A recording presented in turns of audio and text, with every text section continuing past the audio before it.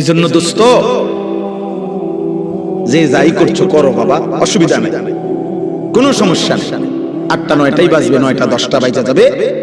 একদিন তুমি আমি সব এই পৃথিবীর অনেক হাসি কান্না, অনেক প্ল্যান প্রোগ্রাম পরিকল্পনা, অনেক স্বপ্ন, অনেক ইচ্ছা আকাঙ্ক্ষা, এগুলাকে দুনিয়াতে রেখেই তুমি আমি আস্তে আস্তে ধীরে ধীরে সময়ের ব্যবধানে কবরে চলে চলে কবরে চলে চলে আমার মৃত্যু কিংবা আপনার মৃত্যু কারো মৃত্যুতেই, নেককার মৃত্যু কিংবা নাফরমান মৃত্যু কারো মৃত্যুতেই সূর্য চন্দ্রের গতি থামে না। রাসূলুল্লাহ সাল্লাল্লাহু আলাইহি সাল্লাম বলছেন, হাদিসের মধ্যে আছে, নবীজির একজন সন্তান হযরত ইব্রাহিম রাদিয়াল্লাহু তাআলা আনহু, নবীজির সন্তান ইন্তেকাল করছিলেন। তো সেদিন চন্দ্রগ্রহণ লাগছে, চন্দ্রগ্রহণ হয়েছিল। তো সাহাবারা কেউ কেউ মন্তব্য বা কেউ কেউ বলছে নিশ্চয় নবীজির সন্তানের বিরহে চন্দ্রগ্রহণ লাগছে। তখন আল্লাহর নবী সাল্লাল্লাহু আলাইহি ওয়াসাল্লাম তৎক্ষণাৎ সাহাবায়ে কেরামকে মসজিদের মধ্যে জমা করে, দেখেন অনেক ছেলে এখনো মোবাইল ধরে রাখছে, দেখেন আহা, যাও বাবা বাইরে যাও, বাইরে যাও, আব্বা ঘুরে দাঁড়াইছো কেন, বাইরে হয়ে যাও, একবারে বের হয়ে গেলেই হলো, অসুবিধা কি? এখানে ভোটের কোনো বিষয় নাই।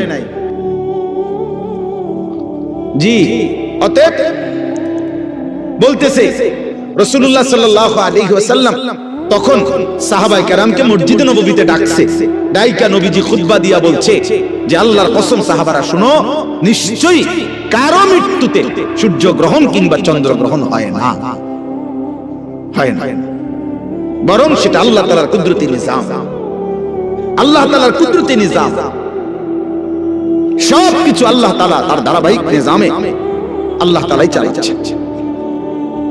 এজন্য আজকে আমার প্রথম কথা এটা, যে কবরবাসীদের মাগফিরাত কামনায় মাহফিল ধরে নেন, কবরবাসীদের কথা মনে পড়েন। ওনাদের অনেক স্বপ্ন আকাঙ্ক্ষা পরিকল্পনা ছিল, ব্যস্ততম এই দুনিয়ায় ওনারাও। আমার আব্বারে আমি যতদিন বুঝছিল, আমার আব্বারে আমি যতদিন দেখছি, আমার আব্বা ফজরের নামাজের পর থেকে রাত 10টা পর্যন্ত আব্বাকে দেখতাম। এক নম্বরে উনি মানুষের বাসায় বাসায় কুমিল্লা শহরে একটা সাইকেল দিয়া প্রাইভেট পড়াইতো, এই বাচ্চাদেরকে কোরআন শরীফ শিখাইতো। আমার আব্বা আলেম ছিলেন, 5 ওয়াক্ত নামাজ মসজিদে ইমামতি করতেন, আর একটা প্রাইমারি স্কুলে মাস্টারি করতেন। এই 3টা কাজ ছিল আব্বার মূল, মসজিদের 5 ওয়াক্তের ইমাম, আর প্রাইমারি স্কুলের মাস্টারি করতেন, আর মানুষের বাসায় বাসায় প্রাইভেট পড়াইতো তখনকার শেষ। তো আমার মনে আছে আব্বার এই সারাটা বছর দেখতাম, কথা একটাই বেশি কইতো, আব্বা সময় নাই, না সময় নাই, যেটা কইতাম মাই কইতো সময় নাই, সময় নাই, সবকিছুই তাড়াহুড়া, সময় নাই। ডাক্তার দেখাইতে গেছে, ডাক্তার সাহেবের কাছে আগে দেখা করে, ডাক্তার সাহেব আমার সময়, আমার নামাজ, আমার জামাতের টাইম হয়ে গেছে, আমার জামাতের টাইম। এই যার হাতে 1 মিনিট সময় নাই, ব্যস্ততম মানুষটা, সেই 2015 সালের আগস্ট মাসে তিনি কবরে চলে গেছেন। আব্বা আজ তো পৃথিবীতে সময় আছে, আমার আব্বা তো নাই, আমার বাবা তো নাই। এই জন্য দোস্ত, তোমারে আমারে রাইখা কবরে দিয়া সময় তার সময়ের গতিতেই চলবে, সময় তার সময়ের গতিতেই চলবে। আবার আমাদের সামনে মহান আল্লাহ পাক রব্বুল আলামিন মাহে রমজান আবারও আমাদের সামনে এনে দিয়েছে, আবারও সামনে নিয়ে আসছেন। আল্লাহ যেন বলে, বান্দা ঘুরে ঘুরে বিভিন্ন আঙ্গিকে আমি চেয়েছি, বান্দা মূল টার্গেট আমার, কখনো শবে বরাত দিলাম, কখনো রমজান দিলাম, শবে কদর দিলাম, ইতিকাফ করতে বললাম, মুহররমে আশুরা দিলাম, জিলহজ মাসের নফল রোজা রাখার সময়গুলো দিলাম। এরপরে সারা বছর আমি আল্লাহ তাআলা প্রতিদিন শেষ রাতে আমি আল্লাহ তাআলা বান্দা তোমাকে ডাকলাম, প্রত্যেক শেষ রাতে আমি গুনাহ মাফ করার জন্য আমি ডাকি, শবে বরাতে গুনাহ মাফ করার জন্য আমি ডাকি, জুমার রাতে আমি গুনাহ মাফ করার জন্য আমি ডাকি, মুহররমে আশুরাকে কেন্দ্র করে গুনাহ মাফ করার জন্য আমি আল্লাহ ডাকি, রমজানের প্রতি সেকেন্ড ওয়ালিল্লাহি উতাকাউ মিনান নার, আল্লাহর জন্য আল্লাহ তাআলা প্রত্যেক রাত্রিতে কোটি কোটি বান্দার গুনাহ মাফ করে। আল্লাহ বলেন, এভাবে বারবার চেষ্টা করেছি বান্দা, কখনো রাত দিয়েছি, কখনো দিন দিছি, কখনো মাস দিয়েছি, কখনো 10 দিন দিছি, ওয়ালায়ালিন আশর, কখনো সপ্তাহ দিয়েছি, কখনো ঘন্টা দিয়েছি, কখনো স্থান দিয়েছি কাবা, কখনো দিয়েছি আরাফা, কখনো দিয়েছি মিনা, কখনো দিয়েছি মদিনার রওজা। চারিদিক দিয়ে তোমারে চেষ্টা করছি জাহান্নাম থেকে বাঁচাইতে, জান্নাত দিতে, কিন্তু তুমি নাফরমান, কোনোভাবেই আমি আল্লাহরে পাত্তা দিলাম না। তোমার নারী দেখা শেষ হলো না, তোমার সুদে শেষ হয় না, কিস্তি শেষ হয় না, তোমার দোকানদারি শেষ হয় না, তোমার সংসারের চাহিদাই শেষ হয় না, তোমার লজ্জাস্থানের চাহিদাই শেষ হয় না, তোমার অসভ্যতার নোংরামি শেষ হয় না। হায় নাফরমান, একদিন শেষ হবে, সেদিন যেদিন তোর মুখের উপরে কবরের মাটি ফেলবে। দুনিয়া তোকে একদিন মাটি মারবে, মাটি। তোর নাতি তোকে একদিন মাটি মারবে, কবরের মাটি ছুড়বে। আল্লাহর নবী সাল্লাল্লাহু আলাইহি সাল্লাম বলেন, লা ইয়ামলা আফাহু ইল্লা তুরাব। আল্লাহ তাআলা বলছে দুনিয়া লোভীর মুখ পূর্ণ হবে না কোনোদিন মাটি ছাড়া, মাটি। ওর মুখে মাটি মারবা, কবরের মাটি, কবরের মাটি। এই জন্য একটা ছেলে, একটা বাবা, একজন মা, একজন বোন, প্রত্যেকেই এই চূড়ান্ত টাইমার আর মাত্র অল্প কয়েকটা দিন, সারা পৃথিবীর মুমিনের ইন্তজার মাহে রমজান। এই মুহূর্তে, এই মুহূর্তে যাদের আখিরাত দরকার, শুধু ভাত খাবে আর পেশাব করবে, পায়খানা করবে আর ঘুম যাবে, ঘুমের তুলতে আবার লাফাবে, এইটা কোনো মানুষের বাচ্চা বলে না। মানুষের বাচ্চা হলো তার শিক্ষা আছে, দীক্ষা আছে, আদব আছে, আখলাক আছে, চাল চলন শেখানোর বিষয় আছে, সবকিছু সবকিছু ভিন্ন। ওয়ালাকাদ কাররামনা বনি আদম। আল্লাহ তাআলা বলেন, আমি আদম সন্তানকে আমার সমস্ত সৃষ্টির উপরে সম্মানিত করেছি, সম্মানিত করেছি। ওদের সকল সৃষ্টি চেয়ে ভিন্ন।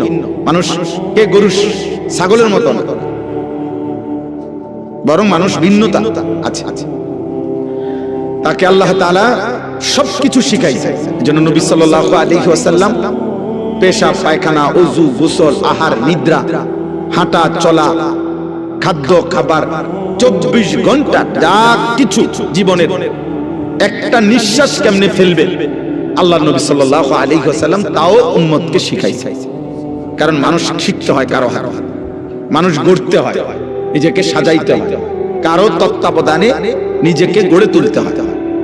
এই জন্য আমি সব সময় বলি, অনেক ছেলে পেলে আছে, অনেক মানে রসিকতা করে, দুষ্টামি করে অনেক মজা পায়। মনে করেন কোন একজন বয়স্ক লোক, কোন একজন আলেম, বা কোন একজন দাড়ি টুপিওয়ালা মানুষ, অথবা কোন একজন মা বোন পর্দান, তারে একটা বিদ্রুপ করতে পারলে হে খুশি, যে দেখছো কইছি, হ্যাঁ হে মনে করছে আমি একটা বিরাট কাজ করছি, চালাকি করছি, একটা বুদ্ধিমানের কাজ করছি। বেটা আহম্মক, বরঞ্চ খবর নিলে বুঝবা যে তোমার উপরে আল্লাহর লানত। এই কারণে তুমি আল্লাহর থেকে বিমুখ, তোমার উপরে অভিশাপ মূলত।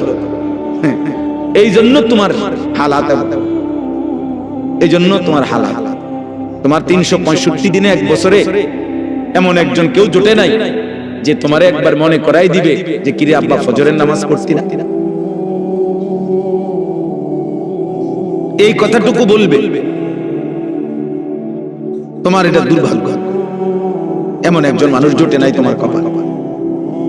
তোমার 24 ঘন্টা পার হইয়া এখন তোমার ঘুমের টাইম, রাত 12টা, তোমার একজন মানুষ তোমার কপালে জোটে নাই যে তোমাকে জিজ্ঞেস করবে যে বাবা আজকে সারাদিনে 5 ওয়াক্ত নামাজ পড়ছো কিনা। এই কথাটা জিজ্ঞাসার মতো একজন মানুষ তার কপালে নেই। এর চাইতে বড় লানত তার কপালে আর কি, এর চাইতে বড় অভিশাপ কি আর।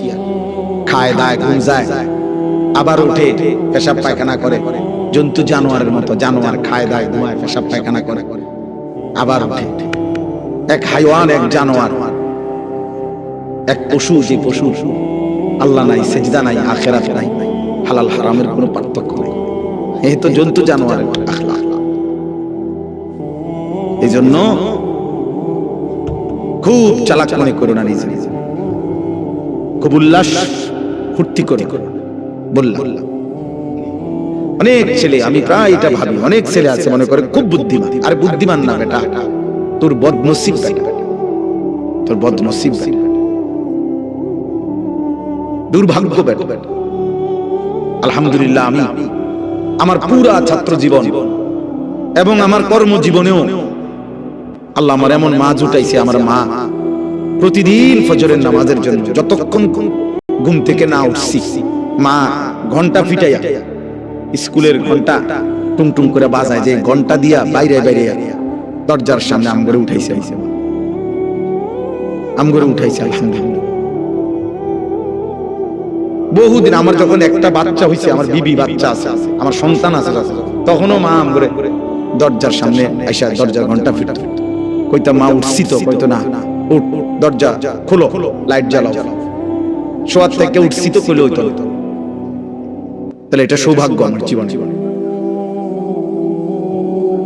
আমার জীবনে সৌভাগ্য যে আমি ছাত্র জীবনে আমার বড় ভাই আমার দিকে বারবার খেয়াল রাখছে। আমি চুল কাটে আসছি তো বড় ভাই হাত দিয়ে দেখছে চুল সমান হইছে না, বলছে আবার যাও। 3 বার চুল কাটাইছে, একবারে চুল। আলহামদুলিল্লাহ বিনিময়ে ঠকি নাকি না। এজন্য সবাই মিলে এটা ভাবা দরকার। ছেলেরা কারোর জন্য কেউ আটকায় না। আমি আবারও বলবো, তুমি নষ্ট হইতে হইতে ফচ্চা যদি গন্ধ ছড়ে, নারী দেখতে দেখতে, উলঙ্গ ছবি দেখতে দেখতে, অশ্লীল দৃশ্য দেখতে দেখতে, বেহায়াপনা, অসভ্যতা, মদ, জুয়া, বন্ধুদের অসৎ আড্ডা, নোংরা কথাবার্তা কইতে কইতে ফচ্চাও যদি যাও, গন্ধ যদি ছড়ে, তোমার এটাই না ধরার মতো টাইম মানুষের হাতে নাই। মানুষ খুব ব্যস্ত, প্রচন্ড ব্যস্ত, সবাই ব্যস্ত। যে যে লাইনে গুনার কাজ যারা করছে তারাও খুব ব্যস্ত, নেকের কাজ যারা করতেছে আলহামদুলিল্লাহ এখন তারাও খুব ব্যস্ত। ওই যে আমি মাওলানা সাহেবকে বললাম যে ভাই আমি উনি মহব্বত করেই বলতে চাইতেছে, তা আমি বললাম না ভাই আপনি আমার এতক্ষণ লাগাই আমার নাম করবেন, আমারই টাইম দেন। তাহলে বোঝানোর উদ্দেশ্য হলো কারো হাতেই টাইম নেই, কারো হাতে সময় নেই। বুঝলেন? আমি পদে পদে দেখছি বিজিবি, আর্মি, ক্যান্টনমেন্ট থেকে। তো আমি বাসার থেকেও আমার হাসতেছে, বুঝি আইজি আমি সব ওয়াজ যায়। আমি বললাম ওয়াজ না যাইতে আছি, যে দুজনে আটকে যাবো, যে না এনা আসো আসো, খালাস অসুবিধা। আল্লাহর কথা বলার চেষ্টা করব, না হইলে আইয়ে পড়ব। তো আমি কোনো ফুজি ঘাটাইছি না যে এনে আমার বিরাট মাল লস হয়ে যাবে, বুঝছেন? গতকালকে রাতে টাঙ্গাইল থেকে আসছি, তখন জায়গায় জায়গায় আর্মি গাড়ি চেক করছে, ব্যাগ চেক করছে, সব চেক করছে, আবার সালামও দিয়েছে, দোয়াও চাইছে, চেকও করছে। ঠিক আছে ভাই, ঠিক আছে। এজন্য বললাম আব্বা, মানুষ প্রচন্ড ব্যস্ত, প্রচন্ড ব্যস্ত। মানুষের মধ্যে এখন দুনিয়া, মানুষের উপার্জনের চাহিদা বেড়ে গেছে, কর্মের বিভিন্ন সুযোগ বেড়ে গেছে এবং টাকা পয়সার প্রয়োজনও বেড়ে গেছে। আমি প্রায় বলি, আগে এক বাড়ির মানুষ ছিল 20 জন, টয়লেট বাড়ির ওই কোণাত একটা দিয়ে সাজতো, বেড সবাই। এখন 6 রুম 6টাই বাথরুম, হ্যাঁ অ্যাটাচড বাথরুম। তাহলে এখন এই বেচারা 6টা বাথরুমের 4টা বাথরুম যদি করতে হয় তার বিল্ডিংটার ভিতরে, তাহলে কি পরিমাণ স্যানিটারি মালামাল দরকার, তাহলে অনেক টাকা দরকার। অর্থাৎ যেখানে একটা ঘরের চাহিদা 5 লাখ টাকায় পূরণ হইতো, কথার কথা, সেটা এখন 20 লাখ টাকায় পূরণ হয় না।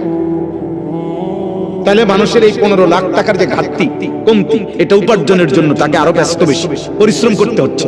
হালাল হারাম তো পরে, মানে মেহনত করতেছে সবাই, টাকা দরকার। আর দুনিয়া স্বাভাবিক চলতে হইলে আরো দরকার, আরো দরকার।